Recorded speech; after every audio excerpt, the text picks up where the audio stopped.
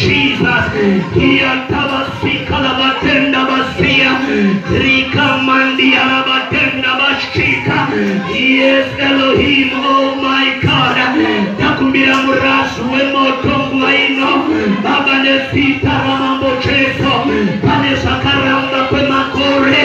I stand as the vessel of God. I decree in the name of Jesus. Padale yugalasile mudi Jehovah timuyari. Iye ni muyari wa Abrahama, mari wa Isaka, mari wa Jacobo.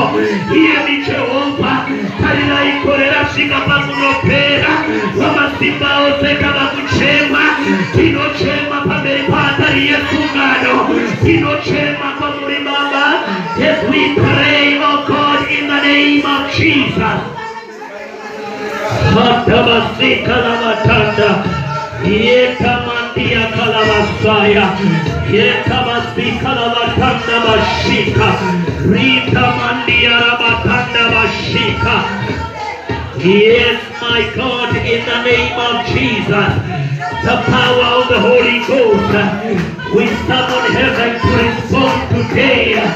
In the name of Jesus. Pane mwayaino titevera mwayayesu barivana. Pane mwayaino tumirwana varoine wakaipa. Pane mwayesha isano. Pane mwayerupo. Sabanesita ramambo cheso. Kerevenyu baba yamira pachimbo yesino. Baba wangu siratizei Jehova. Baba wangu dino kumbirana venyu kavasimu tweno kudeka. Pana venyu kavaitirwe nyasha. Pana venyu kavaropa patveneni. Pana venyu kavaitirwe nyasha. Baba musita ne muropa la cheso. Takumbira baba murasu we moto. Tino ningepera baba ne kupeta. Tino kata rase makore. Sakaramba kwe makore. Baba ne sita la cheso. Sakaramba baba. Baba ne sita la mambo cheso. I command in the name of Jesus. I reprove every principality, every spirit of darkness, every demonic spirit, every altar. Oh my God, let it catch fire now. Every altar, every grouping, oh my God, where they are gathered, my Father, in the name of Jesus, I break, oh my God, every chain, every chain, every chain. I pray against the marine spirits in the name of Jesus. Yes, my Father. Hatabasika, Rekabasia Manda, Hatibra Kalita Manda, Yatabasika Lavatanda Bashika. Yes, my Father. We want to pray against the spirit of death. Katabasika lavatanda mashika. Yetabasika lavatanda. Pana kamilina kutume muna. You will not cross over 2022. Pana mumu akaita viko kutiwa koreno ya uliwoni. Pana mama walikuita ma-sacrifice kutumupeni wako uparane. Simuka pray in the name of Jesus Christ. Yatawashika lavatanda masia. Rita I command you, spirit of death. You don't have power. You don't have power over my family. In the name of Jesus, I cover your children with the blood of Jesus. I pray in the name of Jesus. Tabaskia Ramashika, Ratavasika, Kumanda Kulabasito, Rika Mandi Alabatanda Bashika, Heta Mandi Alabatanda Bashika, Rika Tabasaka Alabatanda Basika. Hey, Jesus Katabasaya, Rika Basika Alasia Manda. Yes, the King of Glory, the King of Glory, in the name of Jesus, I command in the name of Jesus. Iko tagait manewa kaipa, iko tagait mapasfefura, sagasungiri wamnakoda.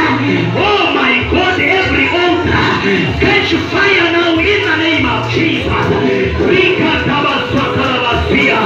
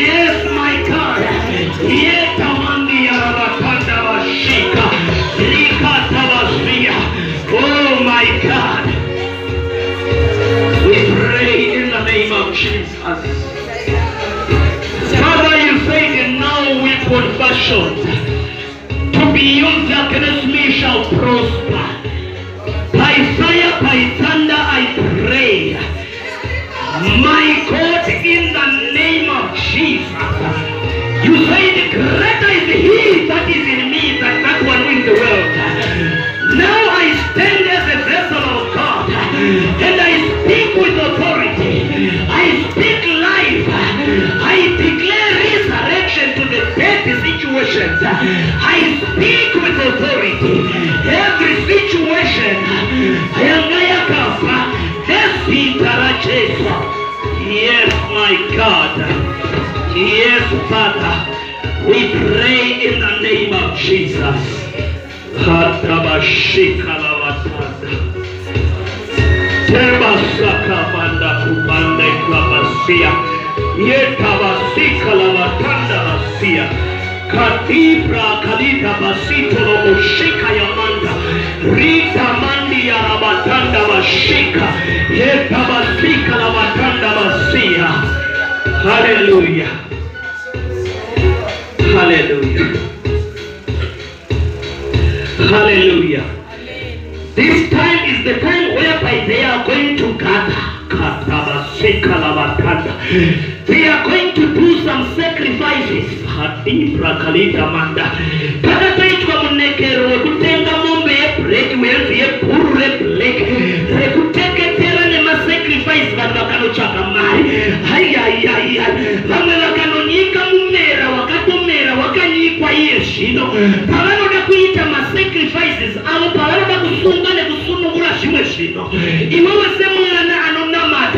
don't rebuke in the spirit.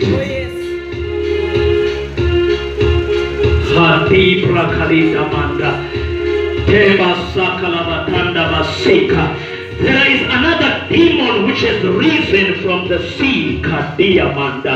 This demon is this COVID in the name of Jesus.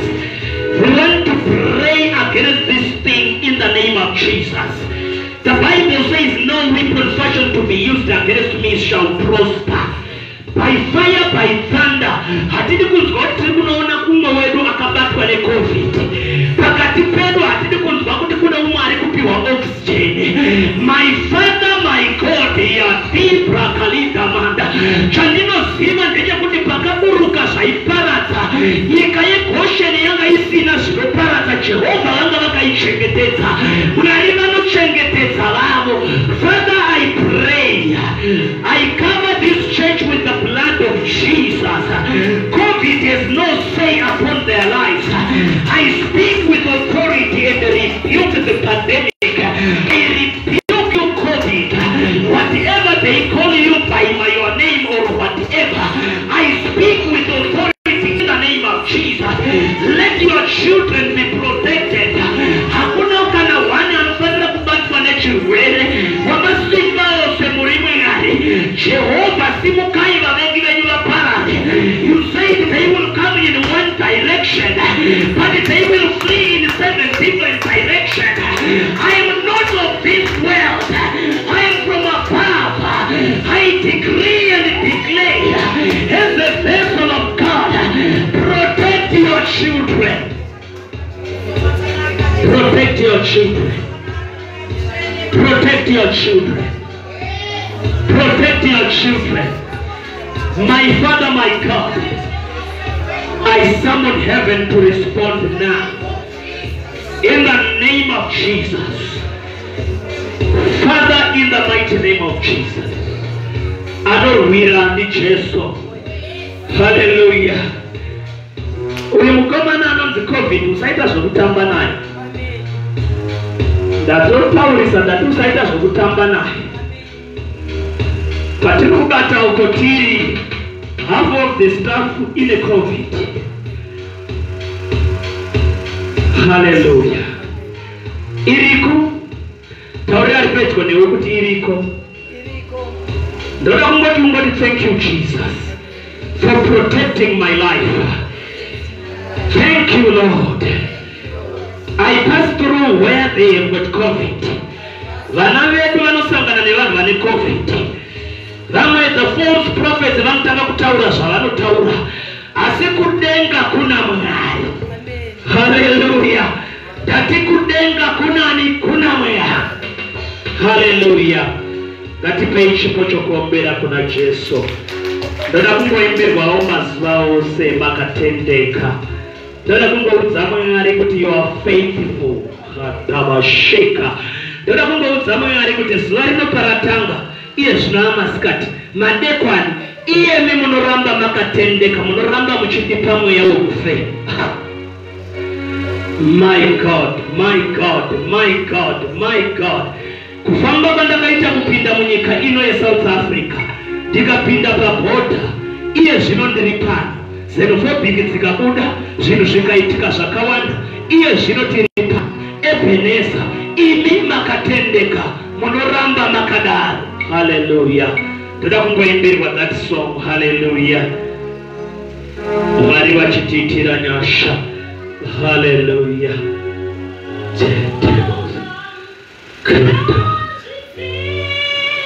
Yes, my God.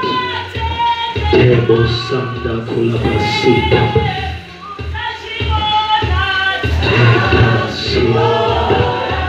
Loti prakabasi.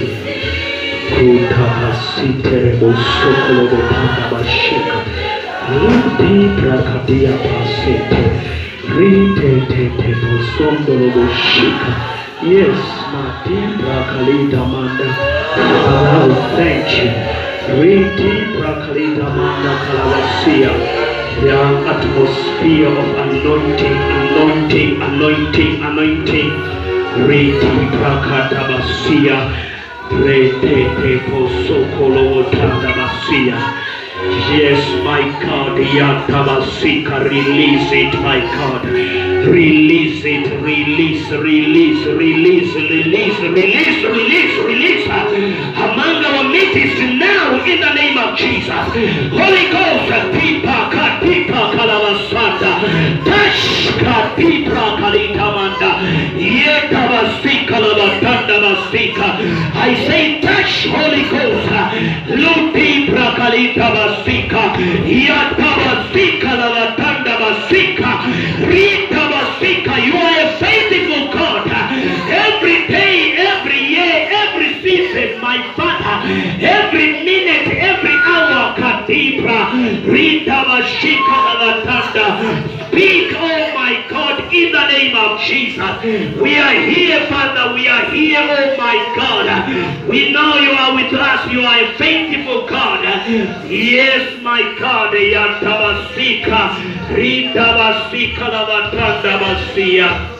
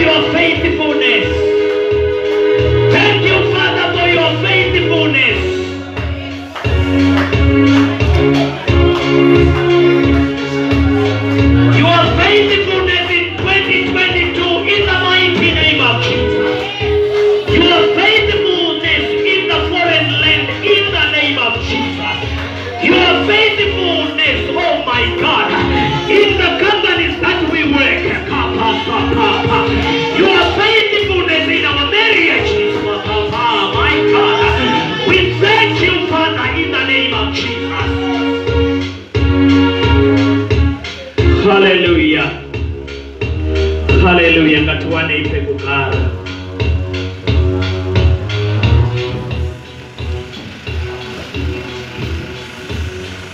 Taimwe ariba sina kutendeka ukadaindaka. Tekala wasanda bashika. Tinorangaribwa nerimwere gore pakamira kobra neni. Ikandirowa pasaiti ikafungizira kuti yandipedza. Asi pane vanhu vakatarisa vakataura kuti mwana haana poison mukati. Ndiye Mwari wandinorumbidza iyeye. Mwari anorwisa, Mwari anorwa, Mwari anosimuka kana adaidzwa. He is a faithful God. Hallelujah. Kusvika pazera rino ndakarwara kakawanda, asi iye anoramba akachengeta mweya wangu. Akatendeka. Hallelujah. Mwari wekudenga dai vatuwanira ngoni. Reverai ndikukwazisei muzita nemuropa ramambo Jesu. It's a high five to your neighbor. Just give a high five to your neighbor and bless your neighbor. Say, may God bless you. Just bless your neighbor. Hallelujah. Hallelujah.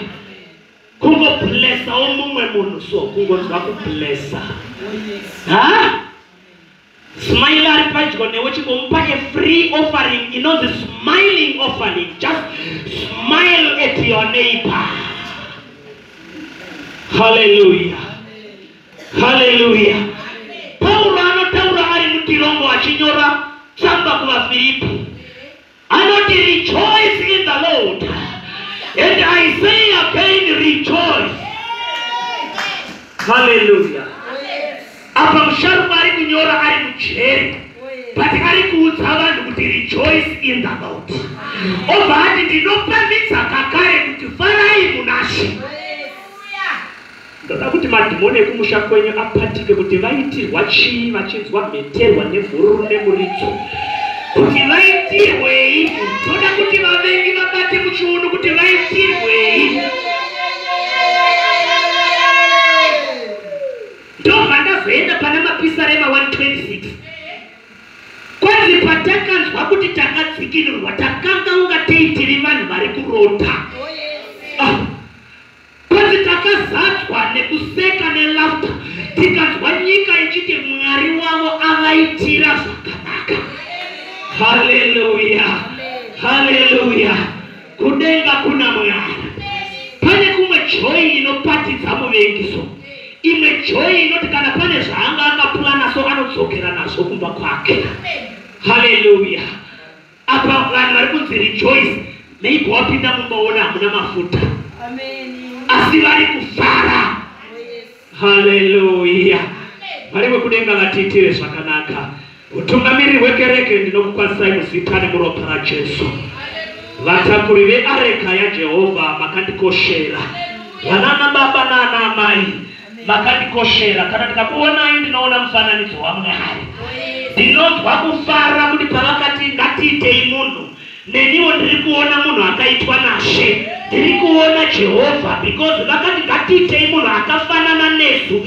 Saka iye zvino ndakasiyana nevamwe vasingazivi Mwari. Ini ndinoziva Mwari because ndikatendeuka ndinoona Mwari. Ndikatarira uku ndinoona Mwari. Kuzoti vana vandakabereka ndikakatarisa ndinoona Mwari. Hallelujah. Mwari wedu ngavakudzwe. Ndinonzwa kuitirwa zvakanaka in my spirit. Hallelujah. Gore rava kutopera tava muna December. Haiya Jesu pabasa. Hatavasika na vatanda vasia. Hallelujah. Mwari wekudenga vakanaka. Vanotiitira zvakanaka. Tell your neighbor, tinoyambuka. Vavengi varipo. Muze kuti anogadzira tafura pamberi pavadzivisi. Yako yekuchema kuti dai mufundisi maiziva kwedu. Vanodiwa naJehovha kuti tafura igadzwe. Hallelujah. Hallelujah. Ndakanzwa imwe testimony nezuro. Unoziva kana Mwari vachiminista newe so. Ndakanzwa imwe testimony so. Yechipinda yanga ichingotaurwa. Munhu aitaurwa naye haana kuziva kuti testimony yabata moyo wangu. Umwe murandakadzi anga achitaura kuti iwe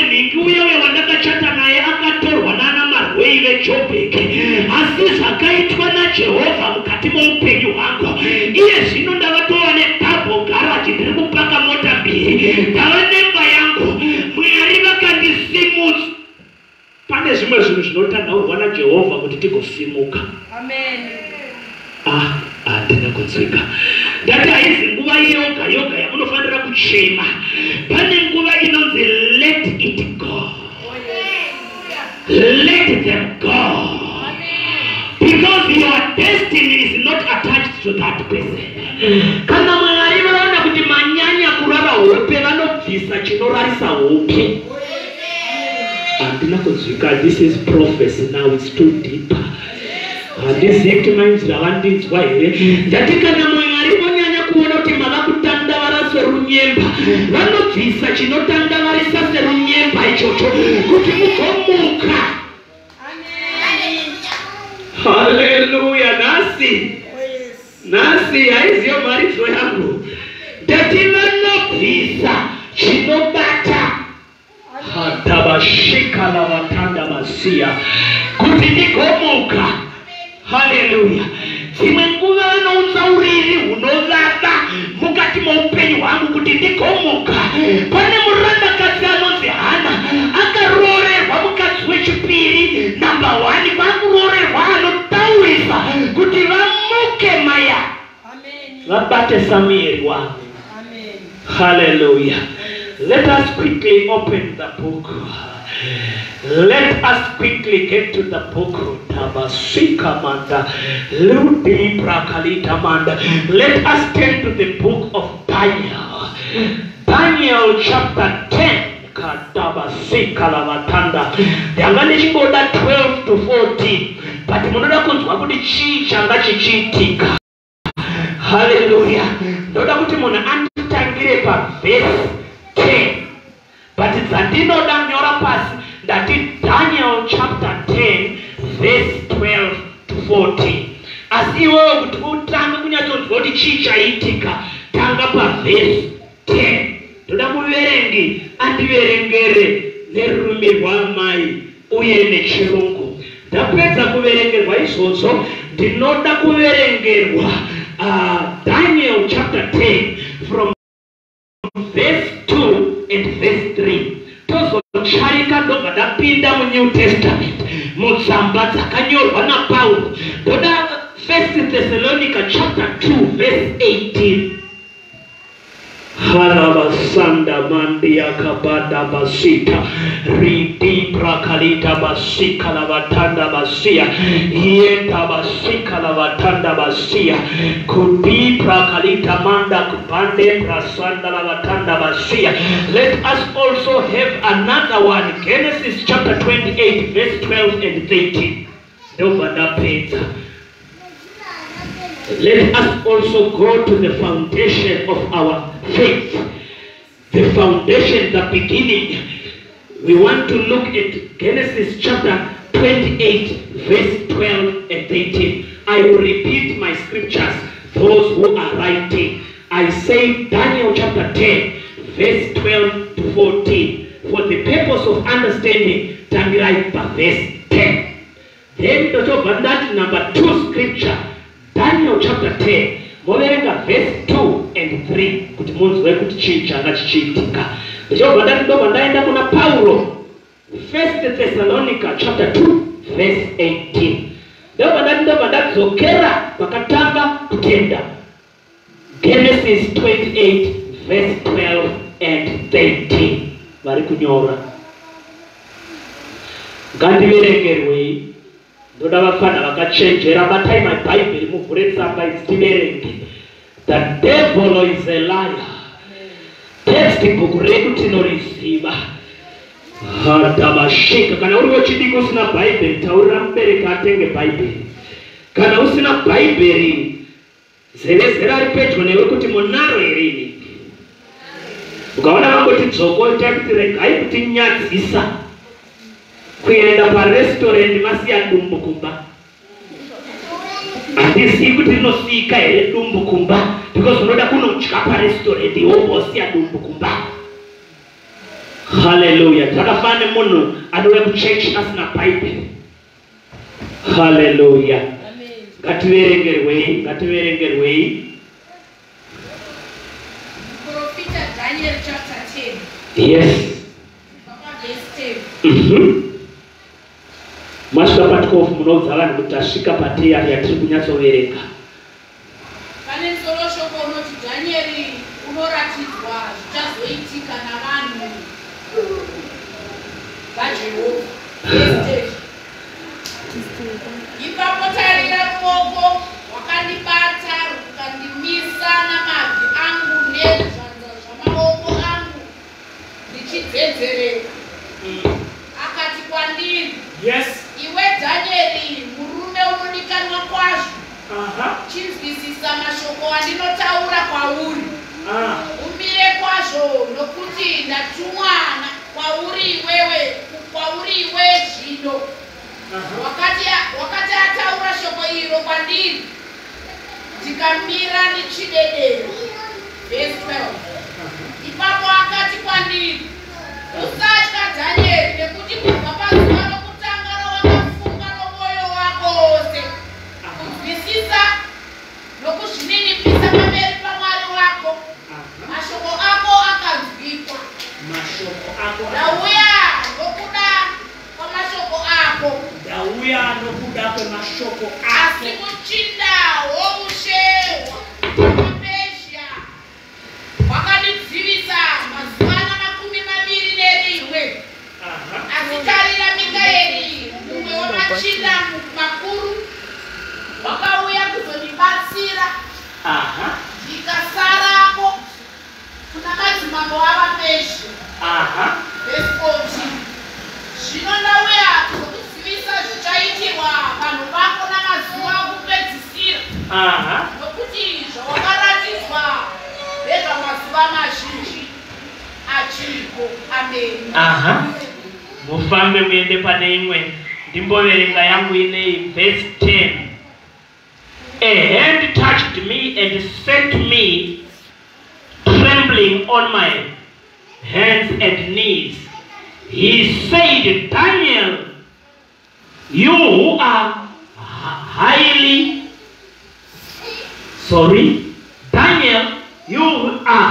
respected. Consider carefully the words I am about to speak to you. Consider carefully. And stand up for you. I have been sent to you. And whether he said this to me, I stood up trembling. Then he continued, do not be afraid, Daniel. Since the first day that you set your mind to gain understanding, to humble yourself before your God, your words were heard, and I have come in response to them. But, listen to this, but the prince of the Persian kingdom resisted me 21 days. Then Michael, one of the chief priests, came to help me because I was detained, underline the word detained, there with the king of Persia. Now I have come to explain to you what will happen to your people in the future. For the vision contains a time yet to come. Let me read verse 2 and 3. At that time Daniel mourned for 3 weeks. I ate no choice food, and meat or wine touched my lips. And I used no lotions at all until 3 weeks were over. On the 24th day of the month, as I was standing, let me have someone continue to read that one. That's Ephesians chapter, that's 1 Thessalonica chapter 2 verse 18. 1 Thessalonica. Vapo verenga yenyu vasvika. Kana vaenda kuna Genesis verengai. Genesis chapter 12 and 13.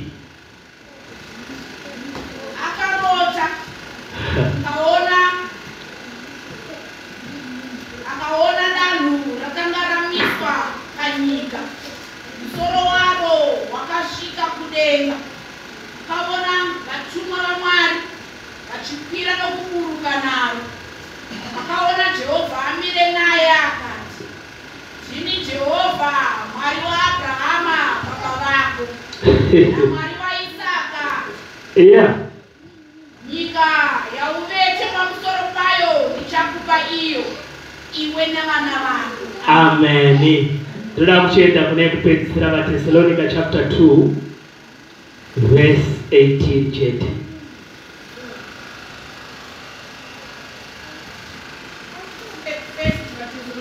Yeah.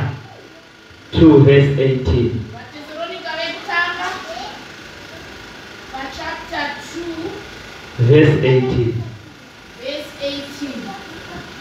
Nyasai kuivereka zvakanaka amai. Naizvozvo taida kuuya kwamuri. Ini Pauro. Pamwe uyezve wechipiri. Asi Satani wakatidzivisa. Zokorodzai matuchi? Naizvozvo taida kuuya kwamuri. Ini Pauro pamwe uyezve wechipiri. Asi Satani wakatidzivisa.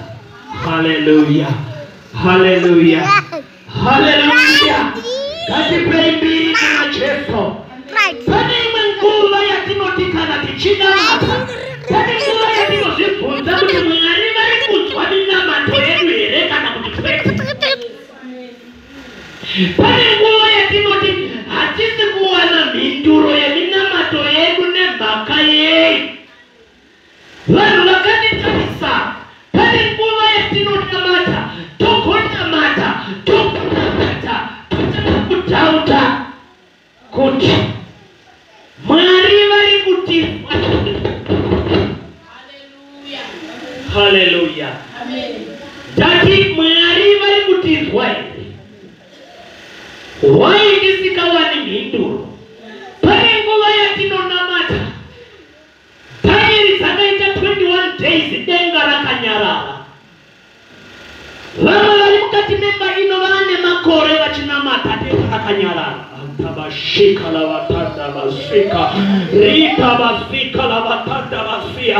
Vamwe vane mwedzi yakawanda denga rakanyarara. Vamwe vane mazuva akawanda denga rakanyarara.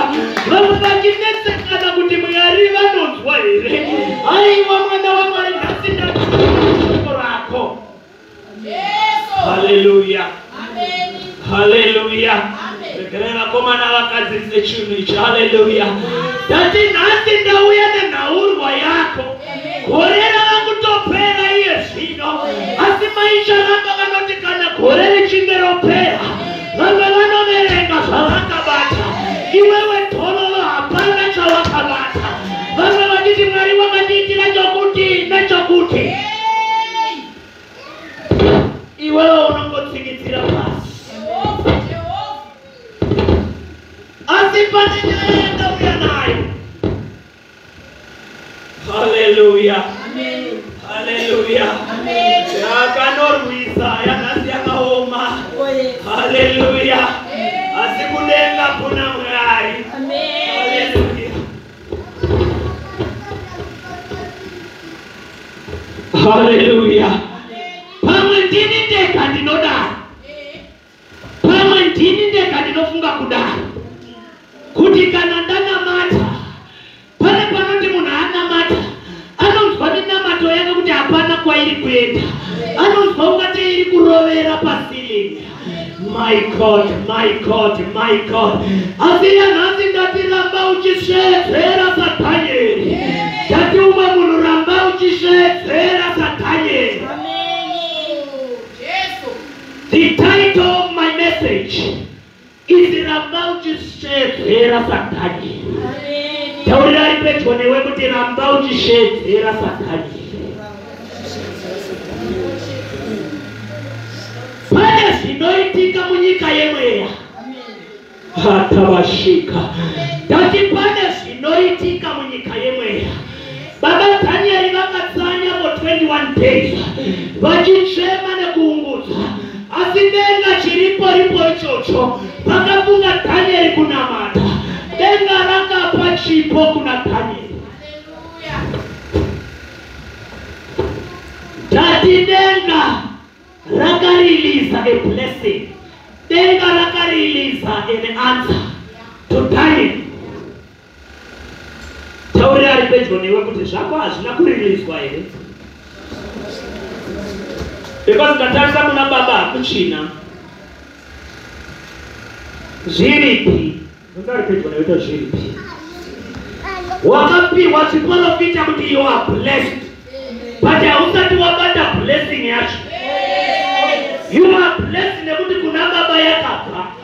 Saka Daniel naye akataurirwa pa50 day ainzi wapindurwa kare. But Daniel ari kubvunza kuti mhinduro yacho iripi. Marriage makapiwa asi hamusati marohwa. Saka iripi. Tabasika lavatanda. Litabasika lavatanda basika. Kunyika yemwe yandaona mune masho. Pati muchirukara pasina kunyatsonaka. Saka imba yakareleaswa iripi. Ndazwa kuti you are employed. Pati hamusati muchiri kukwangwara. Ndazwa kuti you are rich. Abatika pasa. Rika basika. But where is the rich? Where is the rich? Dati munyika yemweya pane zviri kuitika. Ramba uchisheetera naDaniel. Daniel yakaramba achisheetera achinamata kusvikira baba vati Daniel ari kungosheetera chii chiri kuitika. Kusvika denga rati maibadza vari kungotsanya vachitaura chinhu chimwe chete. Nai vakomana inga vari takapindura maibadza.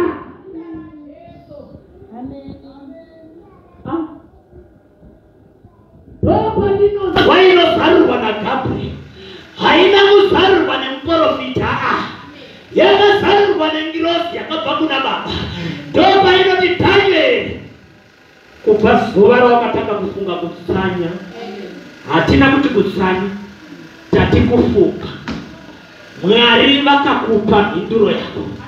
Inini ndini ndakatumwa tabasika lavata reteteposaka nemhinduro yako. Asi Daniel teerera, pandanga ndouya nechipo chako paita varume vePezhia ndovandibata kuti ndisasvika nemhinduro yako. Pane mweya yezvikwangwa yekumusha kwenyu yakabata marriage yako munyika yemweya. Pane mweya yengozi yekumusha kwenyu yakabata zvinhu zvako iwewe. Vanoti you are blessed havarevi nhema. Hey, Daniel kufanedzana 21 days anza yava kukari. Asi Daniel dai akaregedza kutsanya, Mwari vakati Daniel azwana. Chakaita kuti denga rione kuti pane mistake, ndi Daniel anorambira pamabvi. Saka chinooneka kuti denga riti pane mistake, ndiwe unorambira pamabvi. Iye zvinogorera vakupera, wanga wakanyora pasi, kuti hausati watika, usabva pamabvi, unotosimuka kana watika. Kana dai Daniel yakakurumidza kurega kunamata, Mwari vasaizotumira Mikaeri. Mwari vanotumira Mikaeri nekuti Daniel yarambira pamabvi. Oh yes. Pane vamwe vanongopiwa chiprofita, vosvika kumba kwavo vocherera chiprofita pasi kungabveni. Unoziva zvinoitwa negudo. Gudo rikaona rine breni mbichana, ngati breni dziripo mbichana, rinoona kuti mazhanja haana kuibva. Rinoita breni yekuti ndikamaisa pasi ndomacherera, akadziirwa anoibva. Pati panozoshota breni manje kukalkuleta time yekuti aiki. Nasi hatina kuzvika neumwe munhu. Ndati panozoshota bread manje. Kuzokalkuleta kuti aiwa ngatimbomira kwevhiki kuti aipe. Ndete kungozoti rangoti fambe rototenderuka rouya rovhura futi. Panoshota bread. Pakafananawo nevanhu vanonamata. Kune vakakomborerwa. Pati kune vanozoshaiwa bread. Vanopiwa chiporofita. Vanochivika. Havanamati. Havatsanyi.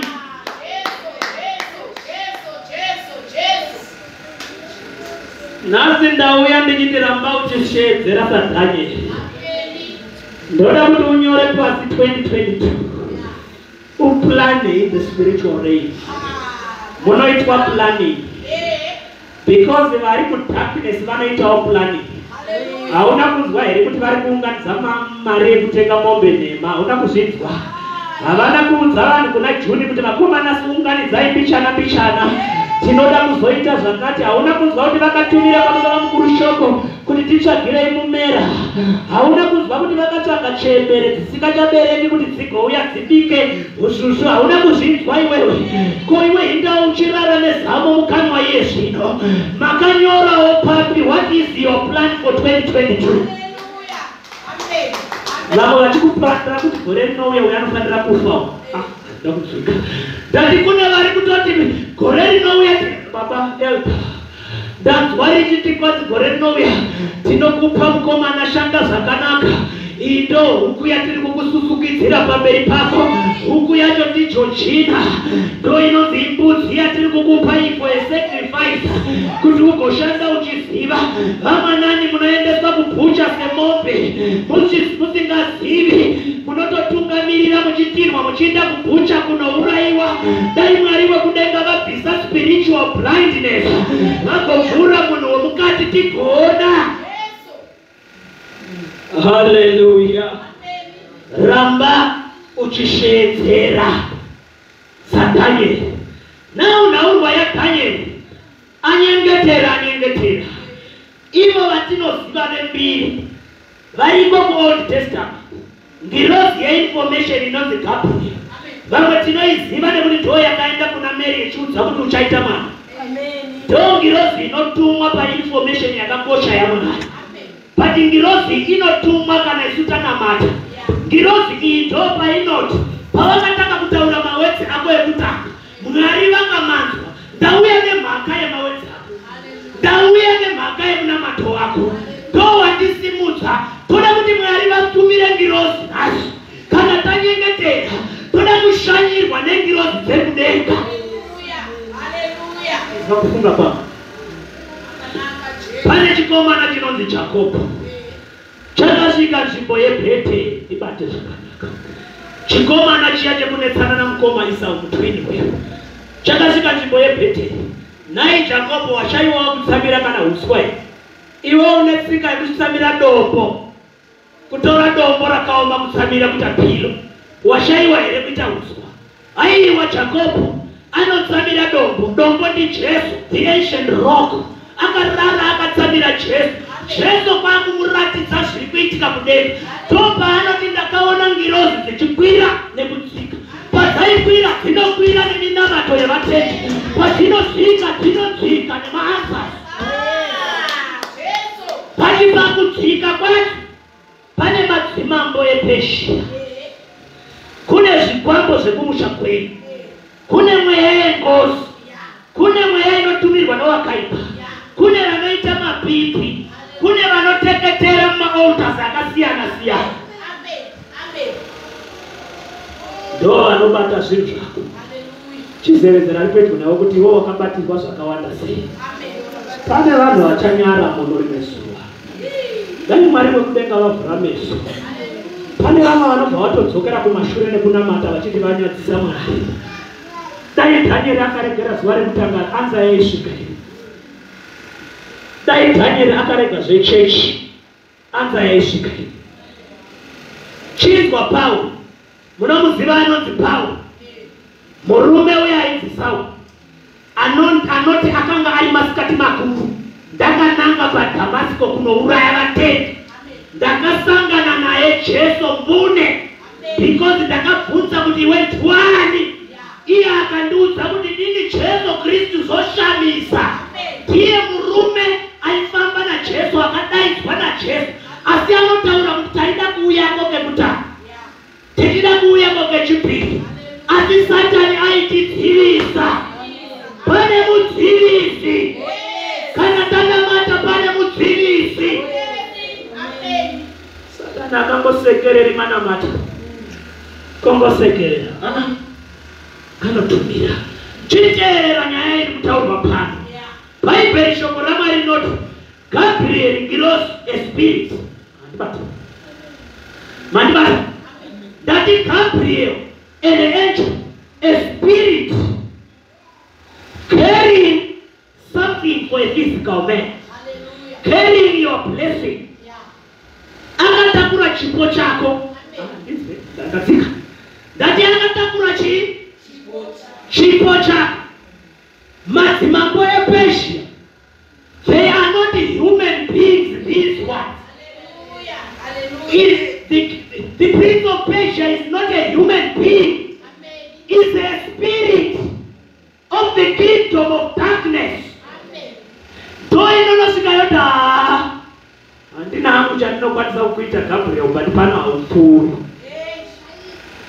Saka Gabriel aizi, in other words, so kera nechipo changu kuna baba. But Gabriel ndatuma uhuyo wakafukama. Gabriel alikuona tanyera akafukama. But pane vabata vePersia, pane vanhu vazhinji vakabatirwa zvinhu zvavo. Today I have come now to pray. We want to pray until you have it. Gabriel anofana kutestify mulife yako. Nerimwe ramazuva hatabasika lavatanda basia, yetabasika lavatanda basia. Pane umwe murume aizi Petro asati auya uko, anonzi Hatipra Kaliyamanda, anonzi Peter. Aiva ari mutiro chechi yechinyengetera. Iye aiva ari mutulongo akasuma. Asi chechi yainyengetera. Denga vakutumira mutumwa. Mwari hamusi kutauriwe vanhu. Nasi munotumira mutumwa kusituation. My Father, my God, I don't mean a prophet, I mean the angel of God.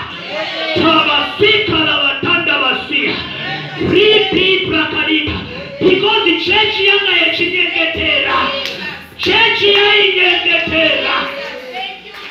Mwari vakuti vakomana kumwe kaende kunapita. Toka nozwa shasha yaka vata. Mutumwa vakusida pakurova parutivi. Zikazi chitopi muka. Zikazi andirari ndakapfeka bhutsu, zikapfeka bhutsu dzako. Wakakwana hatifambisi takashama. Wakakwana mutumwa. Zikazipfeka tiende. Hana kudzaka uya nemakini. Bati paanotimuka, pane zvinofanira kuwira pasi. Pane zvinofanira kubatanuka patiri. Sheni dzakasunga Pita dzakawira pasi nekuti watumwa haazwe nyika iyi. Watumwa ndewe mweya. Vana vakamugata zvikwambo zvekumusha kwenyu. Uri mukadzi wechikwambo, uri pakati wakarara. Uya haana basa nazvo, zvinosiyiwa zvakarara zvoga. Masoja akatakura kuti vane makona variko kumusha kwenyu, vanosiyiwa vachitaura nemakona iwe waenda. Iwe wasimudzwa. Ndopaninonzwa Petro akamuka. Amuka Pita. Pane zvinonga zvakativharira. Zvinonzi dhomo rakavhurika rega on its own accord. Ndopanozoti Pita kwatanu kuti chopati denga ratumira ngirozi. Mwari wetumiraiwo ngirozi mumai situation. Ngatitumirai mutumwa anobva kudenga. Wamasimba ose ngavakunyengetera. Tarimwe ramazuva Jesu achinyengetera. Nditeerere uzwe. Jesu achinyengetera mbindu reTedzimana. Baba vanotumira ngirozi kunomusingisa.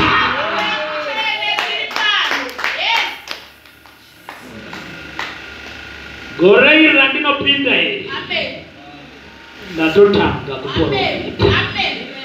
Ndatigorera ndinopinda. Kusunga ngavandisunge. Avarambidzwe. Ngavanotenga macheni. Ngavanotenga padlock. Vonorikanda kudziva rakadzika kunokanda rakavhara. Vochengeta vana vacho makata vasakamanda. Rita vasika vavateta vasiya. Sheta vasika vavatenda vasiya. In the name of Jesus. No weapon fashioned to be used against me shall prosper. Paulo paanotaura kuti wakandidzivisa. But paakutotaura kuti waindidzivisa. Akakutaura ari pamberi pevaTesalonika wasvika. Mudzivisi anokundwa naJehovha. Ngavaite zvavari kuita. I see a lot of people with a lot of blessings hanging in the atmosphere. I see a lot of patience holding to the things of the children of God. Let us pray. Do I have an intercessor in the house? I want a person like Daniel who will not eat until something happens. I want someone who declares a fast. I want someone who will say,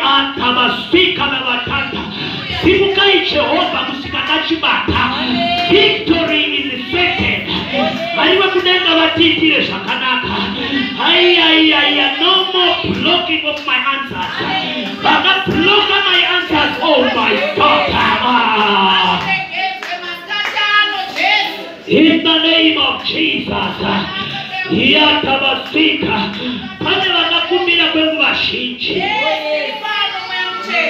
Now is the time. Hallelujah.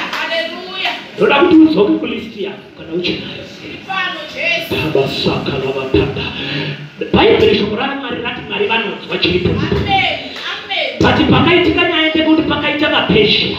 Asi Mwari kana mwana wa Mwari akaramba ari pamati. Vanotumira Mikaeri. Havakatumiri information.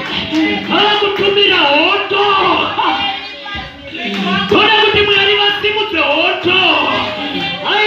Ndopa unozvaranga machechi. Unozvavoimba kune hoto baba. Ndizivi kuti munhu achikagarire iya hoto manje. Iya hoto machechi. Unozvala Efeso vanoti atirwe nenyama neropa. Asi tinorwa nemweya mizhinji yomuchadenga. Ndoda kuti ucheme pamberi paMwari. Ndoda kuti undirelease it. By fire, by thunder. Ramba uchishedzera Satani. Orera vakupera pakati tisapera. Inzwa kuprofita kwako. Ngatigorera vakupera asi harisati kadii. Vanokwanisa kuita zvimwe zvinhu zvokutsvaira kwezita. Ngatigore harisati rapera. Nguva ino ndinoda kunyengetera. Pane mweya wakasimuka. Unonzi mapenzi emaZimbabwe haacharinyuwi. Nhasi nezita raJesu. Toda kuti ucheme neupenyu hwako. The devil is a liar. Hakuna chinoramba. Mwana wa Mwari ndaramba. Ndo vana vanozonzwa. Maibasa. N'anga hadzipi vana vana venyu vari kubiwa vakabatwa nemadzimambo ePezhia. Munhu anoti vanhu vabereke ndiMwari. Pati pana ari kusvika achinoba zvinhu zvedu. Bhaibheri shoko raMwari rinoti kuna John 10:10 akauya kuzoba, kuuraya nekuparadza. Ndo basa rake. Iye zvino takufumura nezita raJesu. Zvikwambo zvakabata nyaya dzangu nezita raJesu. Maolders avanosacrifica zvinhu. Pavanodeura ropa vachiuraya mbudzi nemombe nezita raJesu. Release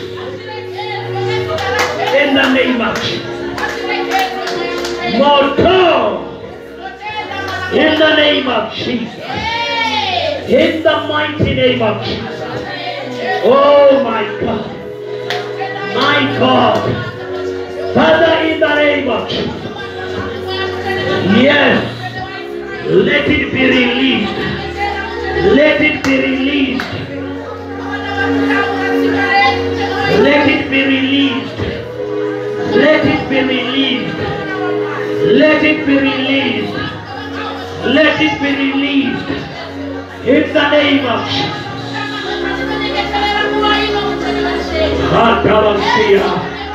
Yes, my God. In the name of Jesus. In the name of Jesus. In the name of Jesus. In the name of Jesus. In the name of Jesus. Toda kutuita rikosi sina kuitika. That is sina kuitika. God is faithful. That is masulaose makatendeka. That is sina kuitika. The Bible says God cannot lie. He is not a human being.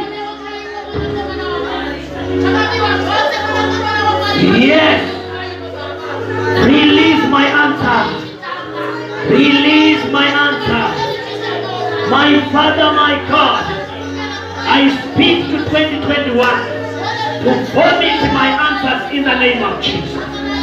I pray as a vessel in the name of Jesus.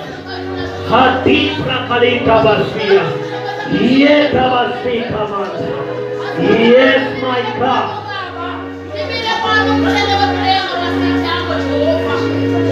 Yes. Yes. Hallelujah. Hallelujah. Hallelujah. Uyu murume anonzi Daniel akatoverenga, ndoda kuti vanhu vanditeerere zvakanaka. Pane nguva yatinomhanya, pane nguva yatinoda kuti batai manzwi. Ndati uyu murume anonzi Daniel akaverenga bhuku yaJeremiah.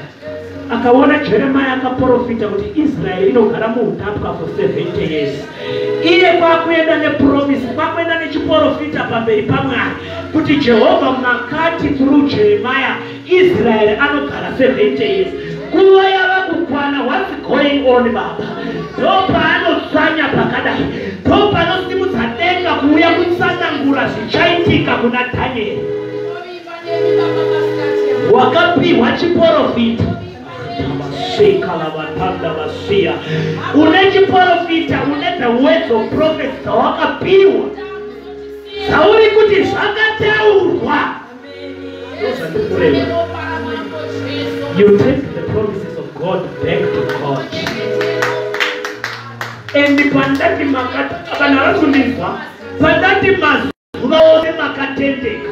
I am taking the promise of God back to him to say you say.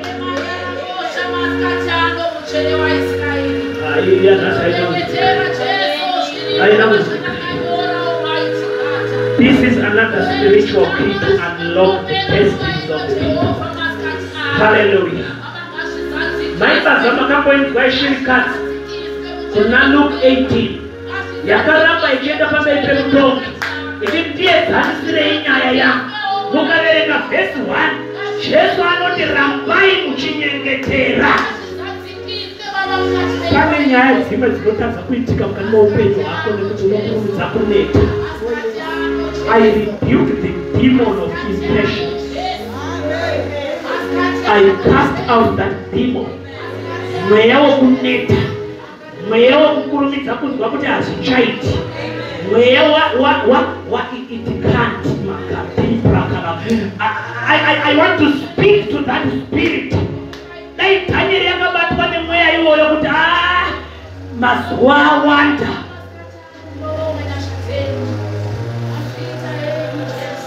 Now, you are planning for 2022. What do you want God to do for you in 2022? This is the time to ask the guidance from God. This is the time to make a list of what you want in that year. You cannot make a list on the first day of prayer and fasting. The first day of prayer and fasting is the day of execution. Rava zuva rekunyengetera. Iye zvino ndokuva yekutsvaganyasha kuti Mwari munoda kuti ndidii muna 2022. Ndatotanga ndati handina kudzika. Wambobvunzawo here Mwari kuti moda kuti ndifambe sei mugore ra2022? Hamuna kumunzwa anoitwa David. Akasvika musha wese waParato. Vakadzi vatoro unonzwa obvunza kuti can I pursue? Can I overtake? Can I recover all? He's asking God about those things. God, what do you want me to do about my business in 2022? What do you want me to do about my prayer life? Unofanira kupiwa personal theme na Mwari. Tabasika na watanda basika. Father, continue, oh my God. Mwari vanofanira kukupa theme yekufamba nayo kubva May. My God, my God. Mwari vanotaura. Hatidi kuzoti muna Juni tozotsvaga kuti Mwari vaida kuti tidii. Kana project chai musati maitaka bvunzai Mwari. My sisters, musati iye ari kuteera muchienda kumashops. Handidi ari kuteera muchienda kumashops achitaura imimi endai munobvunza Mwari kuti anonditevera ndiye here, kwete kuzobvunza Mwari maane nhumbu. Nhasi zvavo nhasi aya ndiri kunzwa manzwi hatabasika lavatanda bashika riti brakalida basita labashika yamanda. Write down 2022. What's the date today? What's the date? It's 5 December. Write down the number akataura chino musi wa 5 December. Ndatikasariwa how many 26 days. That is the 26 days. Vanhu vaMwari vazhinji ndo pavanotora holiday. Munoti vanoenda kuholiday. Handiti kwatifundisi vaenda kulive. Hakusi kulive. Kunobvunza kuti Mwari moda kuti next year tidini. Ilive yekuti ini ndoda kumbomira kutaura kuti ivo vataure. Hallelujah. Saka newewe kumba kwenyu ndoda kuti umbononyatsonamata kuti Mwari 2022 todini. Kune vamwe vari kuchema izvozvi kuti mapembidzi akanzi zvakati izvo vanhu vataura ko ivo Mwari vari kuti kudii. Maibhebhete mandinzwa zvakataura. Ndati minista kana president vataura munhu asi Mwari vari kuti kudii. Chinzwa nditsike. Esther nadirika Mordecai vaiva vari kunze kweguta, vari kunze ndo vanonzwa kudarika vanhu vari mukati. Uyo aitova gadhi akamira pagedhi ndiye anoziva kuti vaIsraeri vadzivanga kuurayiwa vese, asi kwini vari mukati mumba havazivi. Haleluya. Paanoudzwa kuti vanhu vanzi vari kuda kuurayiwa, zvonzi mambo vatosaina kuti vanhu vaurawe. Yekusaina haizi nawo, asi Mwari vanoti kudii pagwaro rasainwa. Kusanya rasainwa maibasa. Kusanya rasainwa hakuzi kupenga. Daniel anonzwa kuti mambo vapasisa mutemo wekuti hakuna umwe Mwari anofanira kunamata. Atonzwa anosedza namambo, ndo paanotaka kuenda kumba kwake, kwakutonokwira imba yepamusoro kutoona namata zvarambiri. Because uda kuziva kuti Mwari vanoti kudii. Situation iri mumba menyu. Mambo ibvunza Mwari. Zvamunomhanya kunoudza next door. Dai Daniel akasimuka pamabvi akatanga kunoudza kuti hey ndasanya 10 days wena denga achakangonyarara. Otorima backwards anditika ndaane 20 days. Funga panga ane 19 days.